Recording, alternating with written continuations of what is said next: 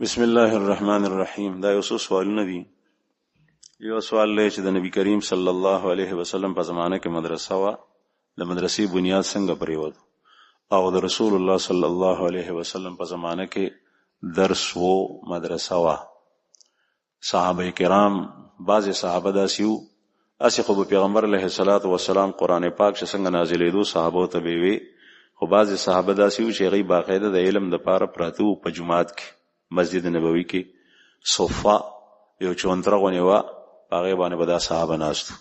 دا غي په طالبانو کې یو طالب حضرت ابو هريره رضی الله عنه دی چې هغه خاص هغه طالب دی چې کور نو او دی وی چې زب وصرف خوراک چې بس ملاو شو پاغه مې گزاره کوله، نه کور او نه بال بچو، جماعت کې وپروتم.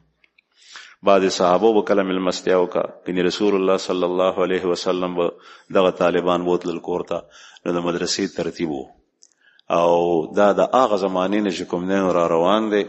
بیا یو زمانه کې د خلفاو په زمانه کې دا غینه پس بیا ډیر زیات عام سکول کالج یونیورسيټي نو دا ترتیب علوم را روان. هغه دنیا کارونه خلکو زده کول، خو د دین زیات فکر ډیر زیات. بل تاسو شوه د شه بر صغیر پاکوهن کې د مدرسو ابتدا څنګه وشوه. درسونو حلقې وي، یو باقاعده مدرسه ده چې پاغې کې طالبانو رهایش وي، یو درسونو حلقې وي.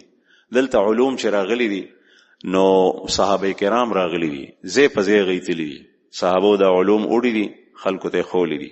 د علاقې کې راغلو د شاه ولی الله رحمه الله زمونږ د هندستانو داغه مخکم صحابه کرام راغلي دي، بعض تابعین راغلي دي، د علوم وروړي دي، درسي حلقې هغه قائم کړي دي، خلکو ته علوم خولې دي د دین.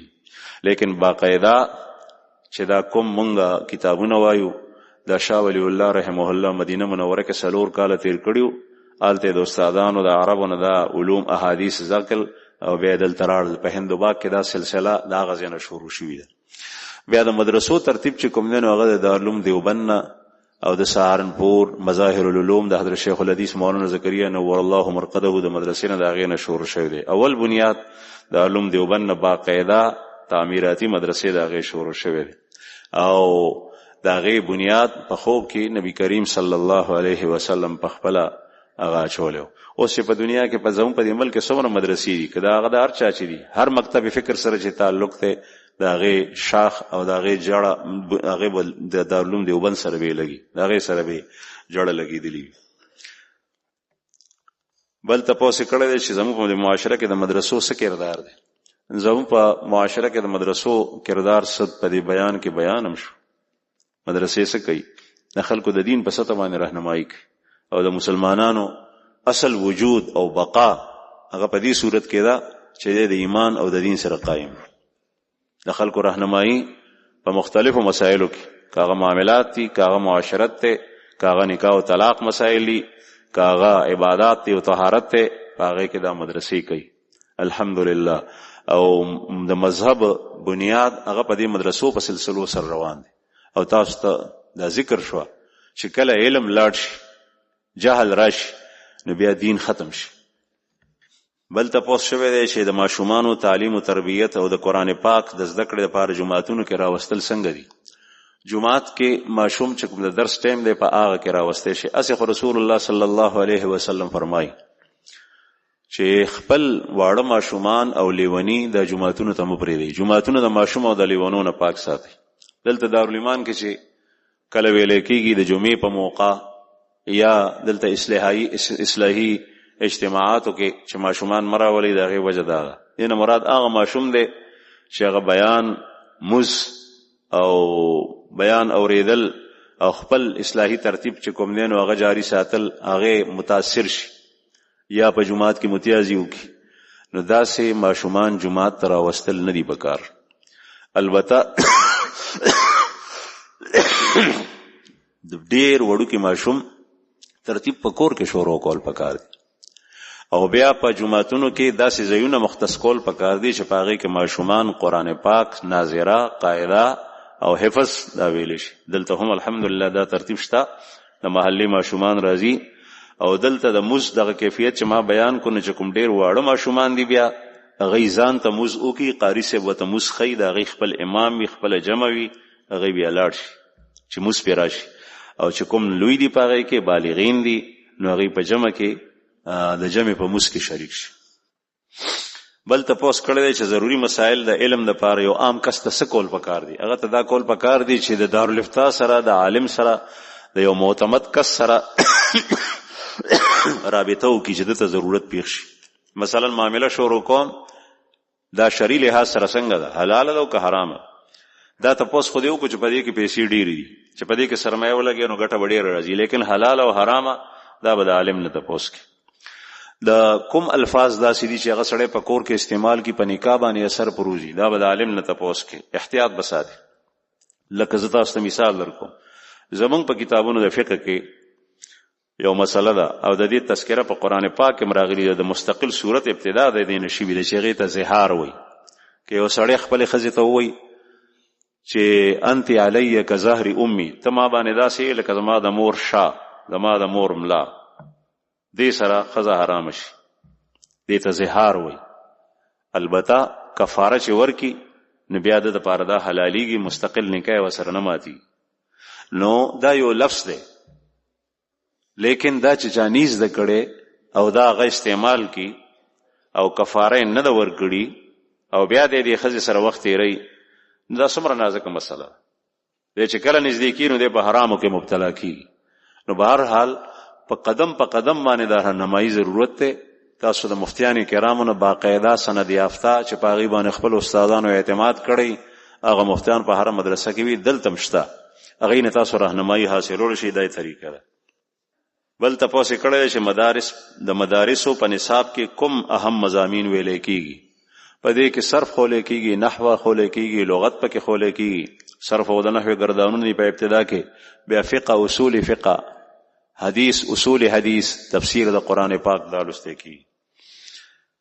بل تاسو کړه چې د قران پاک درس هر یو سړی ورکول شي، که دا غي د پاره نور علوم زده کول ضروری دي. د قران پاک درس هغه کس ورکول شي چې هغه د خپل استادانو نه درس د کړي وي، په دې کې صلاحیت هم وي او په دې باندې استادانو اعتماد کړی دی چې او دا کس چې بل ځای کې کینو دې درس ویل شي. که یو سړی په خپل لغت په بنیاد باندې دا عربي ژبه زده کړي دی او د قران مطالعه کوي، دا پروفیسور دی یا لیکچرر دی، د باقاعده د استادانو نه درس نه دی ویلي قران پاک درسن، نو دې نشي خولې. بل تاسو دا کړی کې یو سړی د خپل مطالعه په ذریعه قران پاک، حدیث، فقه او نور علوم حاصلول غواړي، نو آیا دا ممکن ده بغیر استاد نه دا دینی علوم حاصلېږي وکنه؟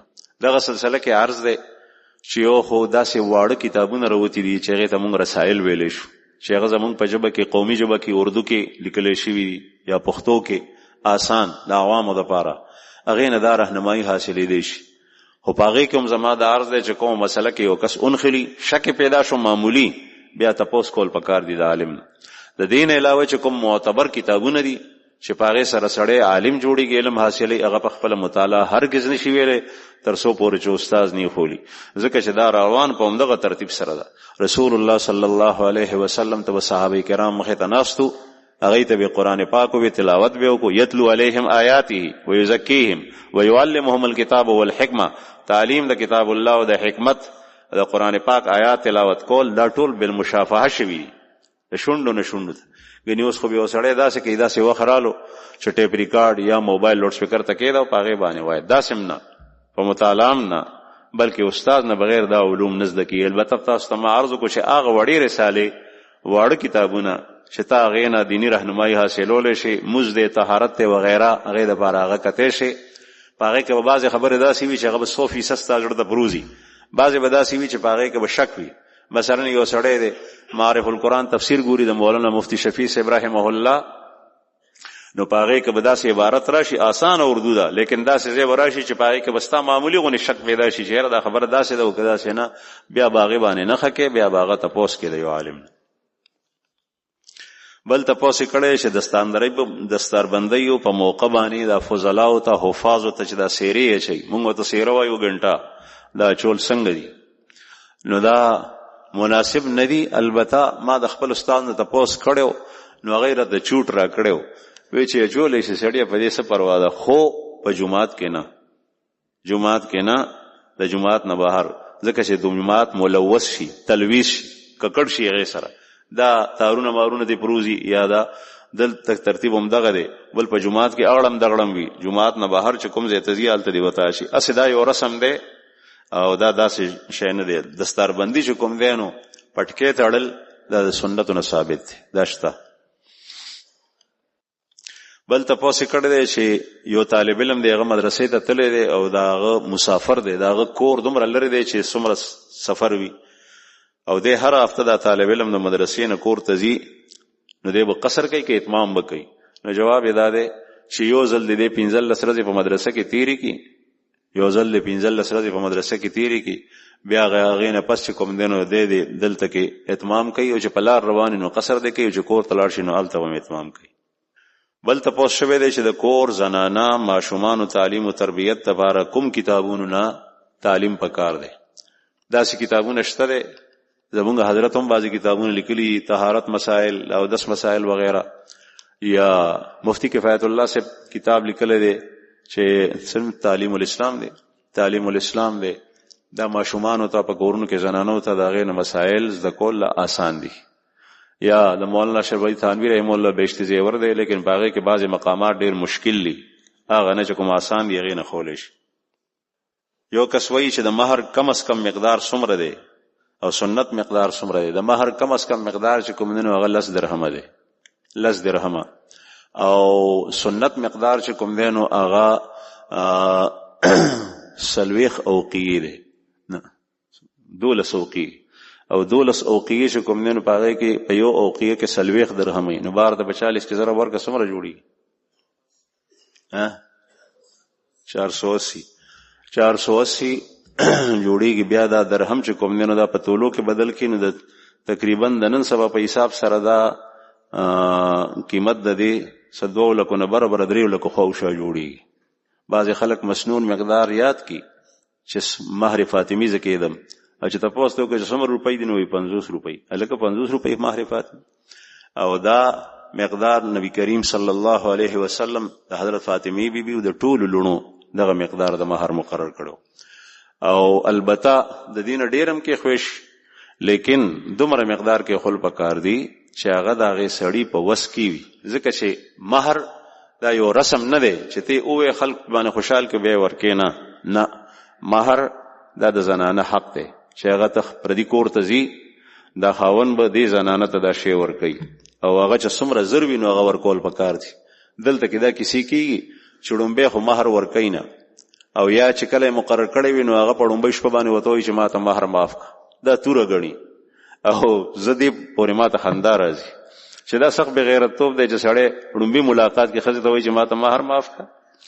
بیا چې کوم دی چې ورکوي نو بیا په هغه موقع ورکوي چې دی په خپله کې ناچاقي راشي، طلاق راشي نو هله مهر ورکوي، نه چې څنګه دې راوسته نو مهر ورته ورکړه، تا سره رالې پیسې نو هغې ته ورکړه، خپله غاړه خلاصه.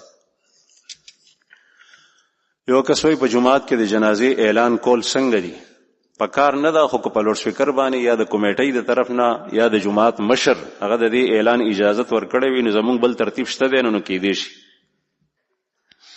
یو کس وایي چې د جماعت د امام په جانماز باندې چې سړی ودرېږي او موس کوي نو دا څنګه دي؟ دې کې لغن تکبر دی او بې ادبي ده، او بې ادبي او تکبر دواړه ښه شی نه دی. او بل لیکلي چې د استاد په کرسۍ باندې کېناستل څنګه دي؟ دې کې هم بې ادبي غونې ده، زړه سره پکې تیاره راځي. یو کس وایي چې د یو سړي نه نفرت کول جایز دي او که نه؟ یو سړي نه نفرت کول په کوم بنیاد باندې دي؟ که چېرې هغه په دې بنیاد دی چې دا سړی غریب سړی دی نو دا کبر دی، او کبر حرام دی، ګناه ده، ګناه کبیره ده.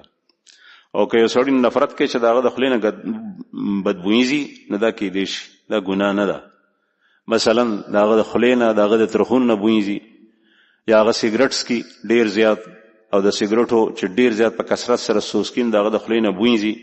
دغې وجې نه رسول الله صلی الله علیه وسلم فرمایي چې کوم سړی داسې شی وخوري چې د هغه د خولې نه بویي ځي نو هغه ته پکار دی چې بیا جومات ته نه راځي، جمع سره په صف کې نه ودرېږي. د دې مطلب دا نه دی چې جمع مونځ دې په جومات کې نه کوي، نه، دا شی دې نه خوري، دا شی دې نه استعمالوي چې بد بویي ځي. او که نفرت بنیاد هغې چې مخکې ما ذکر کړو نو هغه بیا کبر دی، تکبر دی. یو کس وایي چې زما یو دوست دی خو هغه مطلبي کس دی، زما زړه غواړي چې هغه سره تعلق پرېږدم او زه په هغه باندې سلام هم نه اچوم، دا څنګه دي؟ نه، سلام ناچول هغه سره بالکل خبرې بندول لدی اجازت نشته دی، لیکن هغه سره چې ستا کوم ډیر قوي تعلق دی د دوستۍ او پاغه کې مبالغه وي هغه وسره پرېښوي شي. البته سلام او کلام دا بنه پرېږدي. یو کس وایي چې په میزان بینک کې اکاونټ خلاصول او پاغه باندې منافع غشتل جایز دي او کنه. زه نیم خبر چې پاغه کې سړي کاغه کې چې کوم شرعي معاملات دي هغه اصول مطابق چلیږي نو بیا جایز دي، منافع غشتل هم جایز دي، خو ځان په پوي. بل کس تاسو کړی چې په بینک کې چې کوم منافع راځي هغه منافع او غریب سړی ته ورکوم دا څنګه دي؟